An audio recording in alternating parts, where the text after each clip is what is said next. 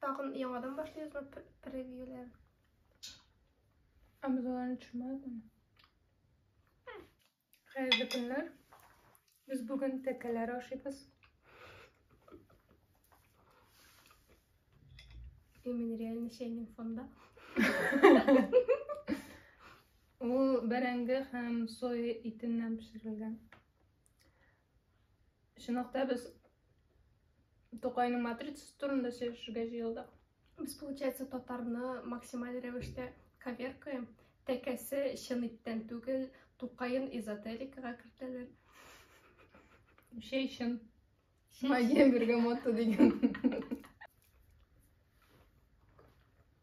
Миңа икебезгә төрле вакытта ашарга кирәк кебек тоела.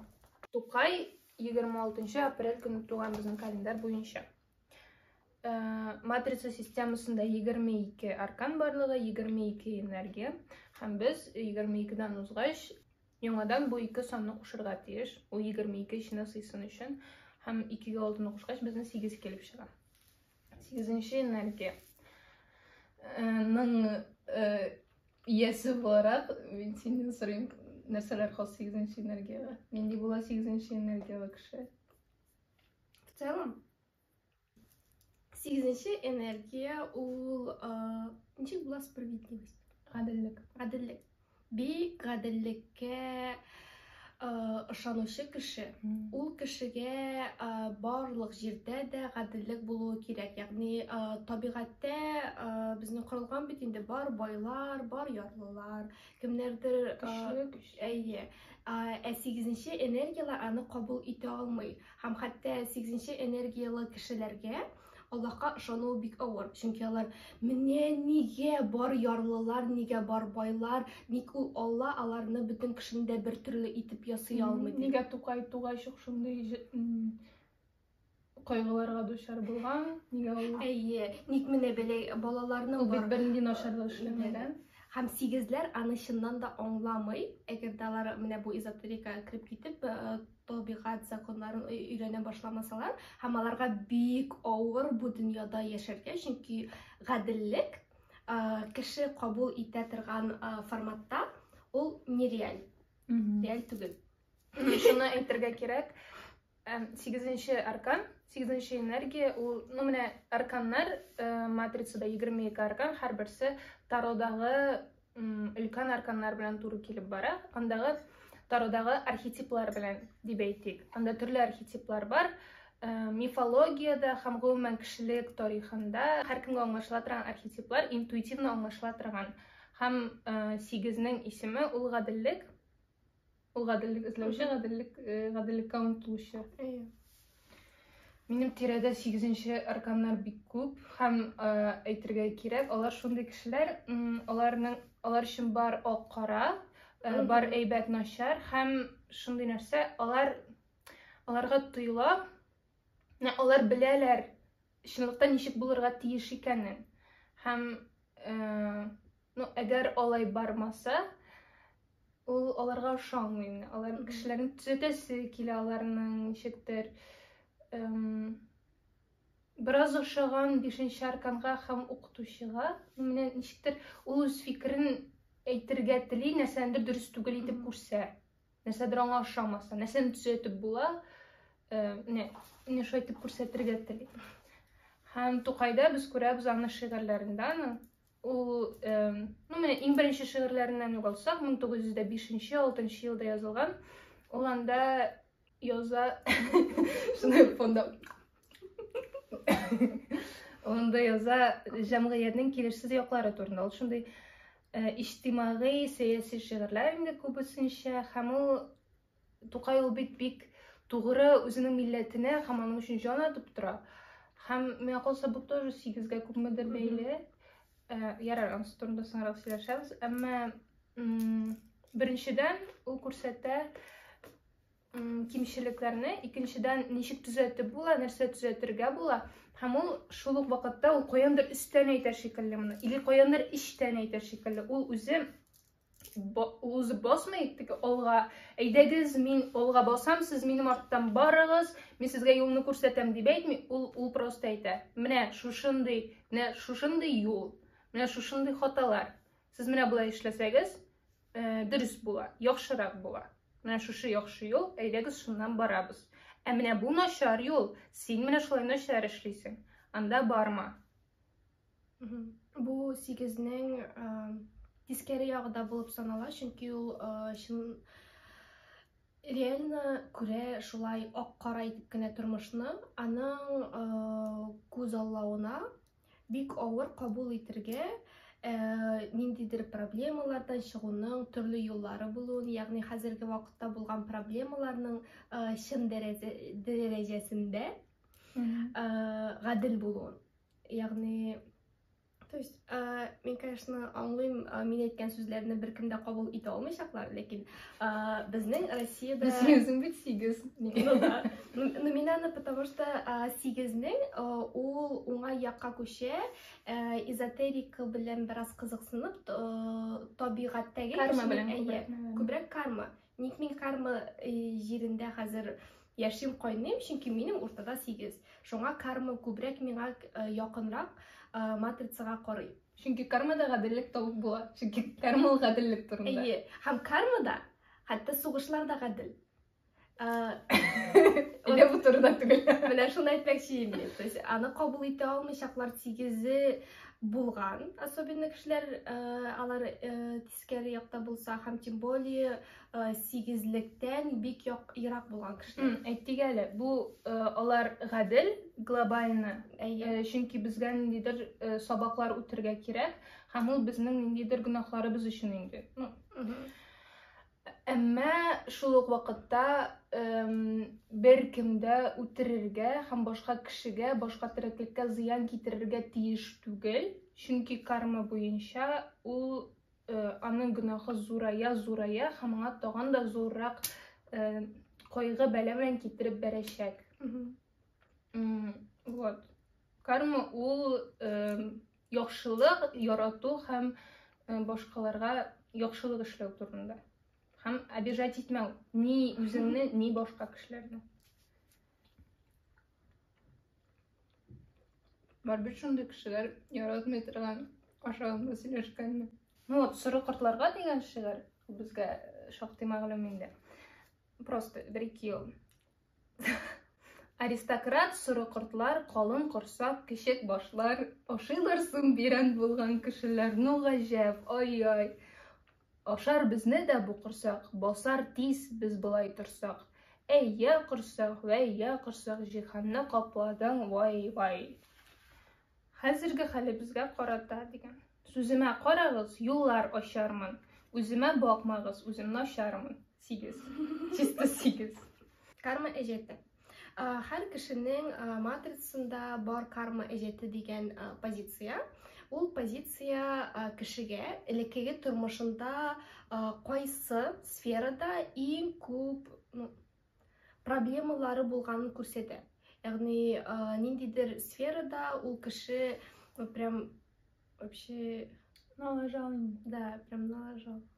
Башкаларга зыян китергән. Ну, үзенең рухын полный бетергән. Һәм төрле кешенең ул төрлечә булырга мөмкин. Кемнәрдер башка кешеләрнең Мәсәлән, миндә ул физик агрессия дип атала. Ягъни кайсыдыр тормышымда, якын тормышымда мин башкаларга физик агрессия күрсәткән, мин аны рәнҗеткәнмен, кыйнаганмын, яки ниндидер җинси характердагы агрессия күрсәткәнмен. Ну, кыскасы бик начар кеше булганмын һәм шуны әйтергә кирәк, бу карма әҗәте иң күбе ачыла балачакта. Ну, тугач юк, иң беренче бездә күрәләр безнең туган көнебезне, чөнки ул визитка. Һәм аннан соң без балачакта, без үскәндә ачыла бара карма әҗәте һәм кешеләр безгә ничектер мөнәсәбәттә булалар шушы карма әҗәтенә бәйле рәвештә. Ну, менә мәсәлән, мине кыерсыттылар кичкенә вакытымда, чөнки үземнең яшьтәшләрем инде. Чөнки мин шулай кыерсытканмын инде күрәсең. Мин узган тормышымда үзем әсир булганмын. Ягъни бәлки син мине үзе әсир иткәнсеңдер. Бу яңгыры бик шигъри, әйдә тоткын дип әйтәләр. Узган тормышларымның берсендә шулай әйтүенчә иң якында мин тоткында булганмын һәм ул тоткын Монда синең ни начарлыгың бар? Ул тоткын булырга мөмкин. Үзүзүң Тукта, аңлата. Ул тоткын булырга мөмкин минем миңа карата башка кешеләрдән генә түгел, ягъни төрмә яки шуның ишәй бирдә түгел, кеше үзен үзе тоткынга кертә ала. Ягъни ул үзе яратмаган эштә эшли, ул аны аңлый, ул анда яратмаган, ләкин монда бит стабильлек бар диеп кала. Ул үзен яратмаган ир яки хатын белән яшәргә мөмкин, ләкин ул аннан китмичәк, чөнки как бы аерылышу бит инде матур түгел бит инде безнең, тем более бу элеккеге вакытларны карасаң, анда кабул ителмәгән аерылышулар. Һәм кеше үзен үзе үз куллары белән тоткынга кертергә мөмкин. Тоткын кармасы булган кешеләрнең бер бурычы ул үзеңне нинди ситуациядә булсаң да ирекле итеп хис итә белү. Ягъни шул ук яратмаган эшеңдә, шул ук яратмаган ир-атлар белән яшәгәндә. Ир-атлар, берничә ир-атлар. Бәлки яшәмәскәдер. Вот, можно яшәмәскә, можно ул тормышта шул ук ситуацияларда үзеңне бары ирекле хис итә белергә өйрәнергә. Һәм как раз таки прикол в том, что узник кармасы, тоткын кармасы булган кешеләрнең центре всегда 8. Ягъни 8 ул шулай ук государственный, дәүләти тормышның бер тоткыны булып санала. Чөнки ул һәр вакыт дәүләт тормышы белән кызыксына 8. Аңа оппозициядә булучы кешеләр, дәүләттәге иң ярый эшләүчеләр күпчелек очракта ул 8 энергиясенә бәйле кешеләр. Һәм бу система турында. Ягъни тоткын ул системада тоткынлана һәм 8 дә шулай ук тоткынлыкта үзен хис итә. Вау. Ну и аңлавыбызча карма әҗәте ул безнең беренче иң мөһим бурыч бу тормышта. Һәм ул һәр вакыт булачак. Ягъни син аны мөмкин түгелсең бер вакыт мин булды, мин ирекле бу тормышта, беркем дә мине кысан тота алмыйчак дип. Әҗәтне бирдем. Әҗәтне бирдем дип булмый. Синең тормышыңда тагын булачак ситуациялар синең ул тоткынлыктан чыннан да чыга алдыңмы дигәнне тикшерә торган. Ягъни һәр вакыт тикшереп торачаклар. Синең рухың чынлап та иреккә чыктымы? Так, ну Тукайныкы турында сөйләшкәндә, монда 6, 5, 17. Бу тәкәбберлек, гордыня дигән әҗәт аның. Ягъни 17 ул аның вот иң зурысы инде иң төптәгесе. 17 ул йолдыз, ул популярлык, Профессиональлек. Иҗадилык бик каты. Ну, андый кеше ул бик харизматичный һәм ул нәрсә генә эшләсә дә аның авызына карап торалар инде. Аннан әйберне сатып алырга әзер булып торалар, аны кулларга күтәреп йөртәләр инде. Ягъни узган тормышында мондый кеше ул бик популяр булган һәм үзенең популярлыгыннан ничектер тәкәбберләнгән, шул рәвешле зыян китергән инде башка кешеләргә, яки үзенең җанына, рухына. Һәм бу тормышта аңа шундый сынау бирелә, аңа бу популярлык бик авыр киләчәк. Яки мәсәлән шундый сынауда була аладыр, аңа шундый ситуация бирелә, например, еланы үтеп чыгара тиеш. Типа Шундый популярлык. Ну, миңа калса ул как раз бәлки шулай булгандыр да инде. Хәзерге вакыттан карасаң, ул популярлык, типа популярлык татарча. Танылулык бик тә җайлы бирелә кебек тоела. Бәлки ул алай булмагандыр, чөнки без аның чынбарлыкта булган үзенең хис иткән хисләрен белмибез. Ну, җайлы бирелә дип миңа калса ул аның вот уртадагы җидесенә бәйле. Чөнки ул бик каты эшли, бик күп эшли һәм ул артка карамыйча эшли, просто и шуның аркасында ул бик күп нәрсә җитештерә һәм таныла. Ул башта Уральскта яши, яшь вакытында инде эшли башлаган вакытында.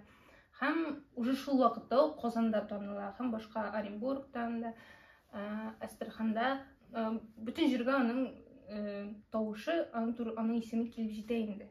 7 аркасында дип уйлыйм мен. Монда тагын 6 да бар әле. 6.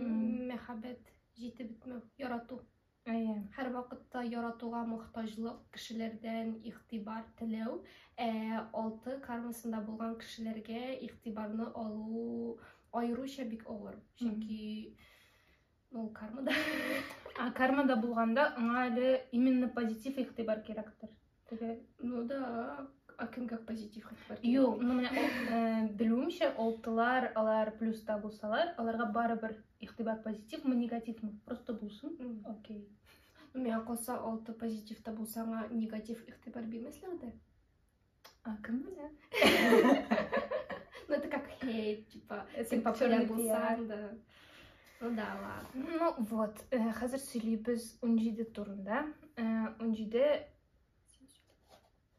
Тукайның ничектер бала чагында мин укып чыктымда, исемдә калганнарны яңадан хәзер үскәч, видимо, миндә шундый шок булды. Бу бала кичкенә вакытыннан шул хәтлек сынауларга дучар булган һәм аның психикасы мин аңламыйм ни рәвешле үсә алгандыр, чөнки ул 5 айдан әтисе үлә һәм шуннан соң ул үзе яза 2 яшьләр булырга тиеш дип әнисе аны калдыра бер карчыкка, ул карчыганнан бөтенләй аны мәсхәрәли инде издевается, аны урамда тота салкын вакытта, игътибар итмичә просто, туңса туңа инде шунда миңа нәрсә дигән кебек. Һәм бу бит, әни кирәк балага 6 яшькә хәтлек улыңа тагын кирәк әле, бик нык якында кирәк. Моңа 2 яшь, бәлки тагын да әзрәк булгандыр. Һәм шундый нәрсә бар, ул кая гына килмәсен, ул гаиләдән гаиләгә йөри, аны яраткан кешеләр авырый башлыйлар, яки үләләр. Аңа ниндидер җылы мөгамәлә күрсәткән кешеләр. Аны яратмаган кешеләр аны җибәрәләр каядыр бүтән җиргә. Яки просто ул артык була инде. Һәм ул һәр вакыт каядыр китә. Аңа бер вакытта да яхшы итеп шундый наз, җылылык, син кирәкле кеше дигән андый сүз, андый мөнәсәбәт эләкми. Һәм миндә башыма сыймый аның ничек шәхесе формалашкан шул рәвештә. Һәм ул хатирәләрне укыганда ул бит шактый благородный, шундый киң күңелле кеше булып үскән, ул ярдәм иткән башка кешеләргә, ярлыларга ярдәм иткән һәм үзе белән үскән кешеләрне кунак иткән. Шуңа мин бик нык аптырадым. 12. Ресурс 8+4 12. Окей. Мин әзрәк 8дә дип уйлаган. Да, мин тоже башта әйтмәкче 8 дип ярлыларга ярдәм итә дип башладың син. Ул бит гаделлекне тудырырга тели, ләкин 8+4, ягъни 8 туган көне буенча 26 һәм 4 айы буенча аның бирә 12 саны. 12 ул максималь рәвештә хәйрияче.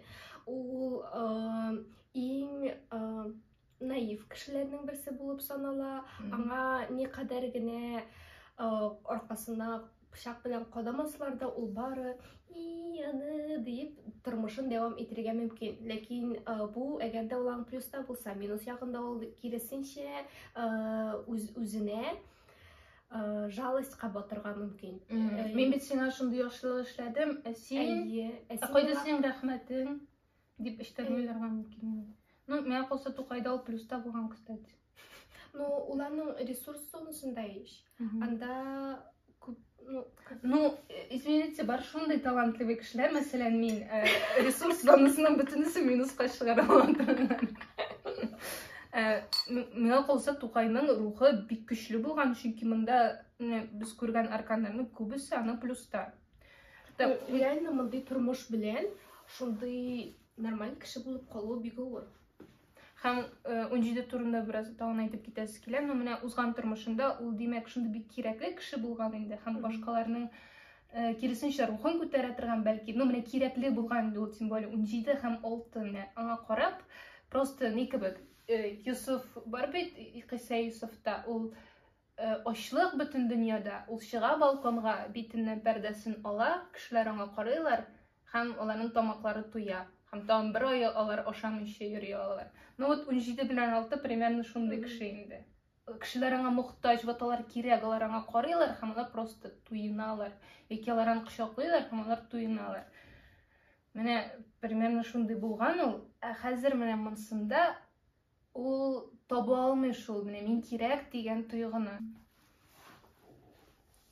Ну, әйдә, хәзер мин сөйләшәсе килә монда әзрәк мәхәббәт зонасы турында. Чөнки монда 6-6-18.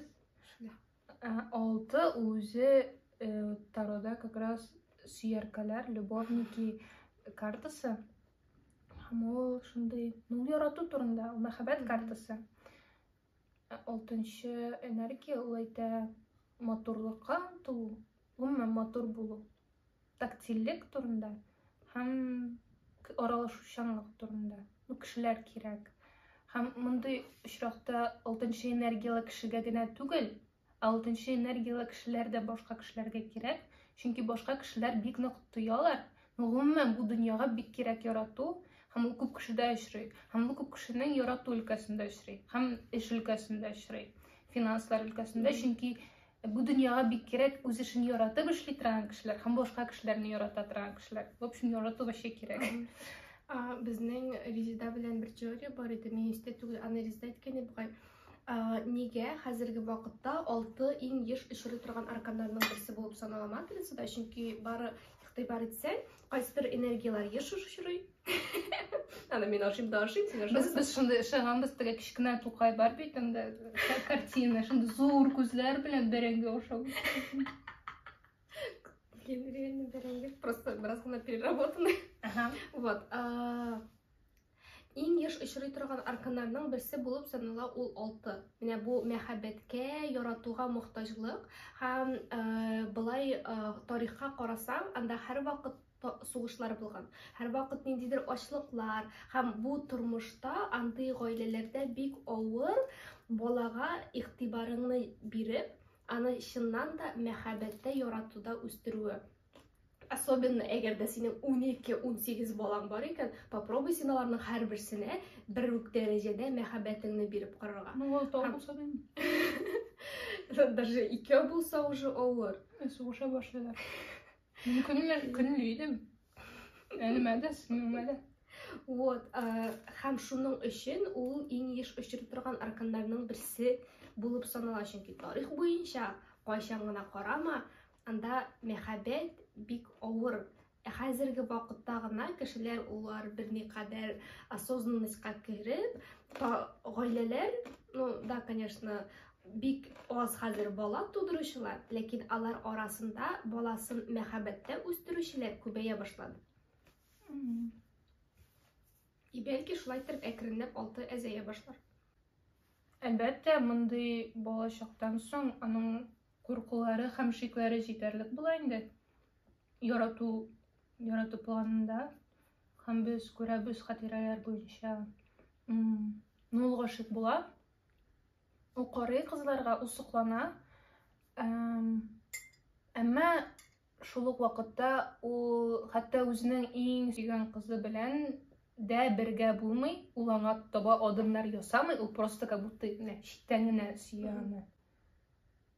Һәм бу 6-6-18 шуның турында. Нерешительность кызларга, 6ларга. 18 ул гомумән куркулар турында. Куркулар һәм иллюзиялар турында. Беренчедән ул алданырга курка, яки ул кирәк булмаска курка, яки ул үзенә хыянәт итүләреннән курка.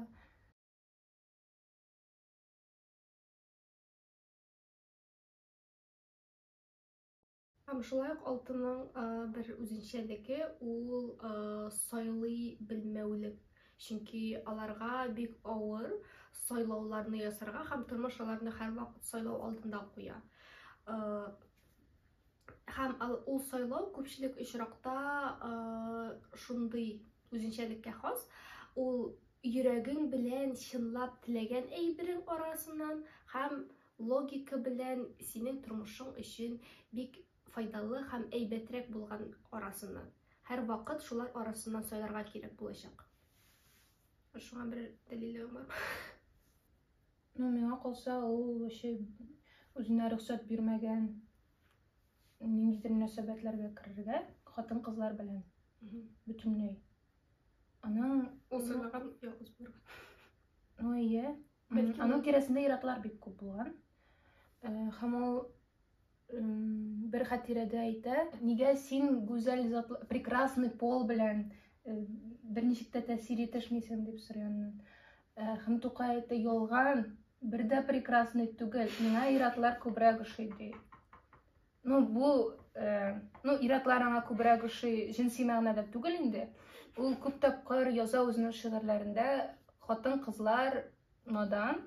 Ул вакытта шундый проблема була бит инде. Революция хәтлек чыннан да ахрысы хатын-кызлар бик аларга белем недоступный була. Һәм алар өйдә караңгы томана булып утыралар инде. Һәм Тукайның шундый шигыре да бар, татар кызларына дигән. Һәм ул анда мин яратам сезнең тышкы кыяфәтегезне, күзләрегезне, күкрәкләрегезне, матур, ие, барысы да яхшы, мин сокланам сезгә, әмма мин яратмыйм сезнең наданлыгыгызны, караңгылыгыгызны дип.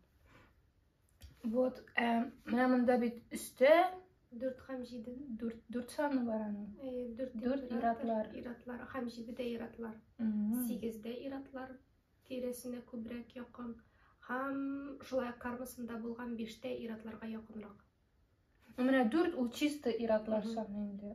Һәм моннан аңлашыла, ни өчен аның иратлар белән мөнәсәбәтләр яхшы булганнары, ни өчен ул аңлашканын. Мәсәлән, шул Кырлайда Сәгъди абзый аны бик яратып, шул әтисе кебек үстерә инде, бик кадерли. Аның үги әнисе, ул аны башта былай кабул итә инде, ниндидер җылы бирә аңа. Әмма үзенең кызы үлгәч, ул әйтә, ул сәбәбен Тукайда күрә башлый, һәм Тукайны гаепли башлый, һәм әйтә анда, үксез бала алсаң, вот кайгысы шушы була инде аның дип. Теге үлемнәрдә Тукайны гаепли башлый. Әтиләр белән анда мөнәсәбәтләр яхшы була, ничектер иратлар аңа хөрмәт белән карыйлар һәр вакыт. Да, в целом егерде аның матрицасына карасам, мен өзүмдө күле чыгаштым инде. Аның энергиялары күбрәк иратларга якын энергиялар. Шундый кызыл вообще. Мені сашатырбыз bunu. Әлбәттә, монда әйтергә мөмкин, чөнки ират булгачтан аңа иратлар белән һәрвакыт җиңелрәк аралашырга дип. Әгәрдә кешенең матрицасында ул ират булуга карамастан яки хатын-кыз булуга карамастан оппозициональ энергиялар күбрәк булса, ул шулай оппозициональ үзенә тәңгәл килмәгән шәхесләр белән күбрәк аралашачак. Башка җинсләр. Башка җинсләр. Ягъни аның анда өчле иратларның мәсәлән өч булса, ул кызлар белән вообще идеаль гына аралаша. Матурлык турында сөйләшә алар белән. 7, 4, 8 аларга бик авыр матурлык турында сөйләргә. Һәм шуңа күрә аның шигырьләре дә матурлык турында түгел, государственная думага. Бар аның матурлык турында әлбәттә, не настолько. Менә монда шигырьләр дигәннән 15-кә игътибар итәргә кирәк. 15 аның өске чакраларында тора. Өске чакралар ул безнең, берсе менән без куе зәңгәре мәсәлән ул аңа сыйык зәңгәре ул безнең тавыш белән нәрсәдер әйтү, башкаларга нәрсәдер чыгару, ниндидер мәгълүмат бирү турында. Үзебезне күрсәтү турында. Һәм бу икесе дә аның шигырьләре турында инде. 15 ул дьявол, ул шайтан. Һәм 15 ул күрә иң начар моментларны, ул иң яхшыларын да күрә. Әмма ул плюс та булса игътибар итә. Әйтә ала, кайда минус, нәрсә эшләргә, вот 8 аның, 15 ул тагын да тирәнрәк күрә кебек ничектер. Һәм, ул күрсәтә аларның шигырьләрдә. Менә моның турында сөйләшә кирәк. Чөнки миндә бар шундый, только алар башка тәртиптә инде, конечно, миндә 5, 14, 9 һәм бу линия женского рода дигән. Аны бит ике яктан да, әти ягыннан да, әни ягыннан да хәзрәтләр, муллалар һәм менә бу чисто рухи тәртип дип әйтелгән шушы арканнар бергәлеге. Миңа калса ул шундый пәйгамбәрлек яки ниндидер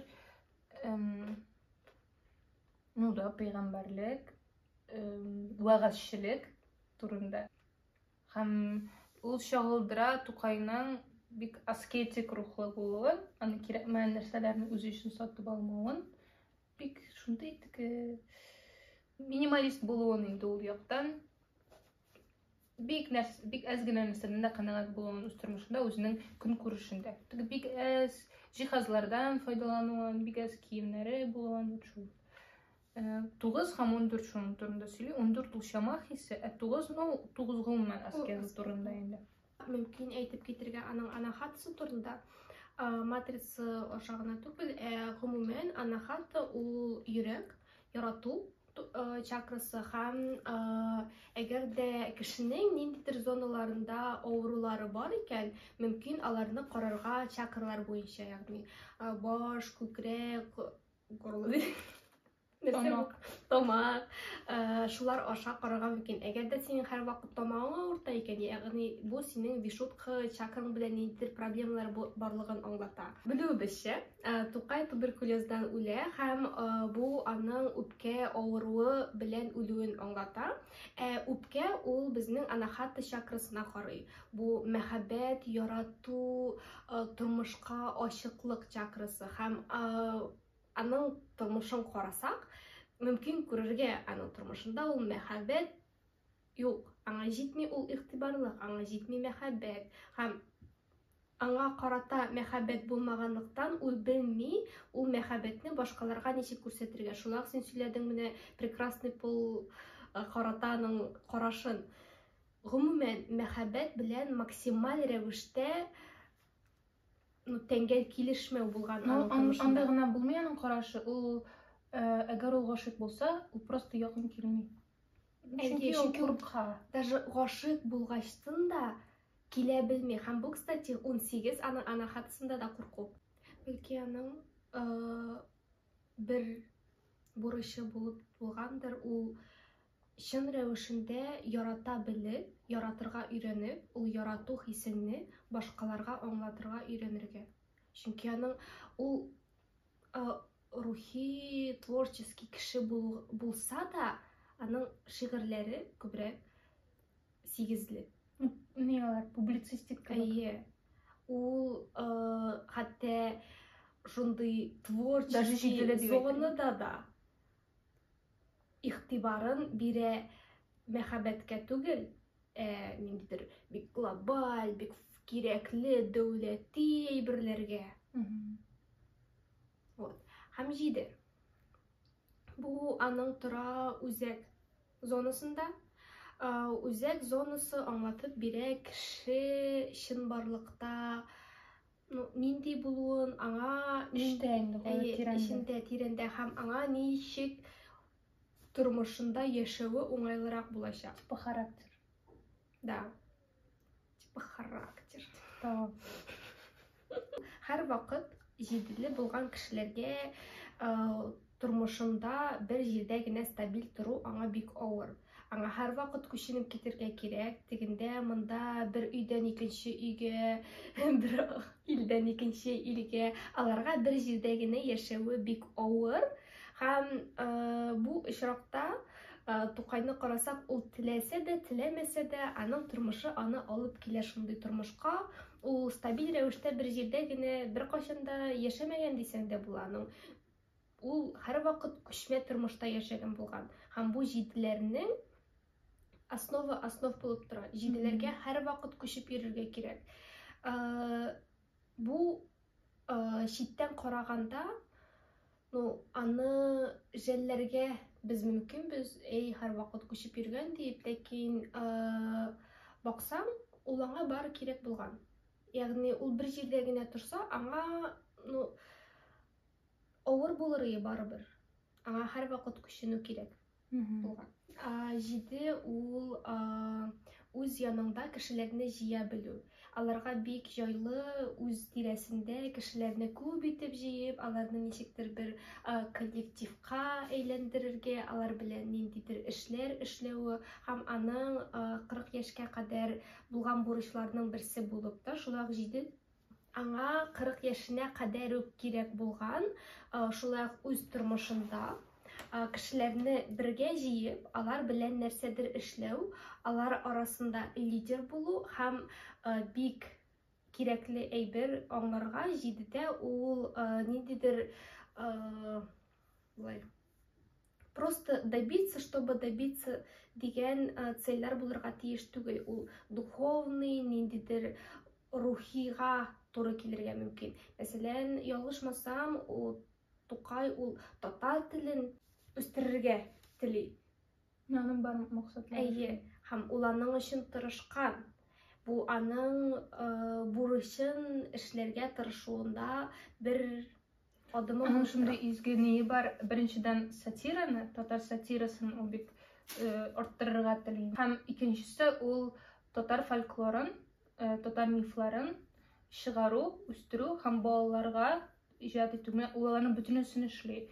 Ул хәтта аерым газеталар барлыкка китерә дисәң була, ниндидер редакциялар алар өчен һәрберсен тормышка ашырыр өчен.